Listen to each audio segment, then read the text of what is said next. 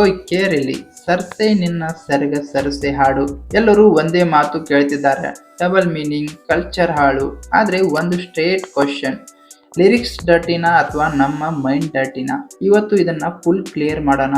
Hi ಎಲ್ಲರಿಗೂ ನಮಸ್ಕಾರ, ನೀವು ನೋಡ್ತಾ ಇದಾರ ಸಿನಿಮಾ ಮಾತು.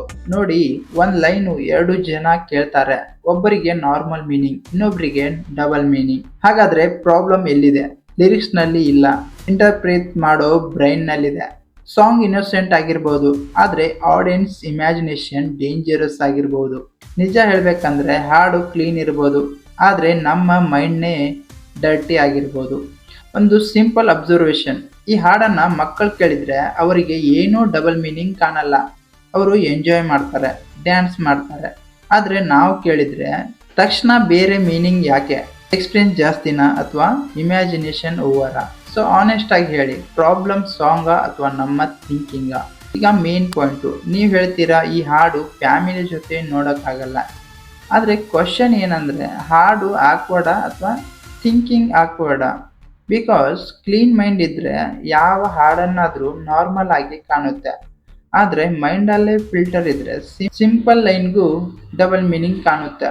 ಮತ್ತೊಂದು, ಈ ಹಾಡು ಸಿಟಿಸೈಸ್ ಮಾಡ್ತೀವಿ, ಆದರೆ ಅದೇ ನಾವು ರಿಯಾಲಿಟಿ ಶೋನಲ್ಲಿ ಡಬಲ್ ಮೀನಿಂಗ್ ಜೋಕ್ಸ್ ಬಂದರೆ ಫ್ಯಾಮಿಲಿ ಜೊತೆ ಕೂತು ನಗ್ತೀವಿ. ಇನ್ಸ್ಟಾಗ್ರಾಮ್ ರೀಲ್ಸ್ನಲ್ಲಿ ಅದೇ ಸಾಂಗ್ಗೆ ಡ್ಯಾನ್ಸ್ ಮಾಡ್ತೀವಿ. ಸೊ ಡಬಲ್ ಮೀನಿಂಗ್ ಯಾರು ಮಾಡ್ತಾರೆ, ಸಾಂಗಾ ಅಥವಾ ನಾವು ಆಡಿಯನ್ಸಾ? ನಿಜ ಹೇಳಬೇಕಂದ್ರೆ ಲಿರಿಕ್ಸ್ ಯಾವಾಗಲೂ ಡರ್ಟಿ ಇರಲ್ಲ, ಇದನ್ನು ಡರ್ಟಿ ಮಾಡೋದು ನಮ್ಮ ಮೈಂಡ್. ಸಾಂಗ್ ಇನ್ನೋಸೆಂಟ್ ಆಗಿರ್ಬೋದು, ಆದರೆ ನಮ್ಮ ಇಮ್ಯಾಜಿನೇಷನ್ ಲೆವೆಲೇ ಬೇರೆ. ಸೊ ನೆಕ್ಸ್ಟ್ ಟೈಮ್ ಯಾವ ಹಾಡನ್ನಾದರೂ ಜಡ್ಜ್ ಮಾಡೋಕ್ಕೆ ಮುಂಚೆ ಒಮ್ಮೆ ಮಿರರ್ ನೋಡ್ಕೊಂಡು ಕೇಳ್ಕೊಳ್ಳಿ, ಪ್ರಾಬ್ಲಮ್ ಸಾಂಗಾ ಅಥವಾ ನಮ್ಮ ಮೈಂಡಾ? ಸಾಂಗ್ ಬ್ಲೇಮ್ ಮಾಡೋದು ಈಸಿ, ಮೈಂಡ್ ಚೇಂಜ್ ಮಾಡೋದು ಕಷ್ಟ. ನಿಮ್ಮ ಆನೆಸ್ಟ್ ಒಪಿನಿಯನ್ ಏನು? ಕಮೆಂಟಲ್ಲಿ ಹೇಳಿ. ಈ ವಿಡಿಯೋ ಶೇರ್ ಮಾಡಿ, ಯಾರ ಮೈಂಡ್ ಕ್ಲೀನ್ ಇದೆ ನೋಡೋಣ. ಸಿನಿಮಾ ಯೂತ್, ಟೈಮ್ ಬಂದಿದೆ ರಿಯಾಲಿಟಿ ಎಕ್ಸೆಪ್ಟ್ ಮಾಡೋಕ್ಕೆ.